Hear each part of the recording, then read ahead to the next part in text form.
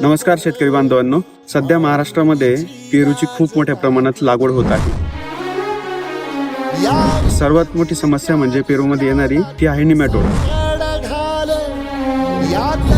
मी शिवानंद पांडुरंग काठे, राहणार जानोरी, तालुका दिंडोरी, जिल्हा नाशिक. मी निमॅटोडसाठी निमॅटॉक्स म्हणून त्यांचं औषध सोडलेलं आणि मला त्याचा उत्तम असा रिझल्ट भेटलेला आहे. कुठल्याही प्रकारचा काही साईड इफेक्ट नाही. जे झाड अशक्त होते ते एकदम सशक्त झालेलं आहे. आणि मला असं सांगूशी वाटतं का इतर शेतकऱ्यांकडे जर प्रॉब्लेम असलं त्यांनी निमॅटॉक्स जरूर वापरावी, त्याचा जरूर त्यांना फायदा मिळेल.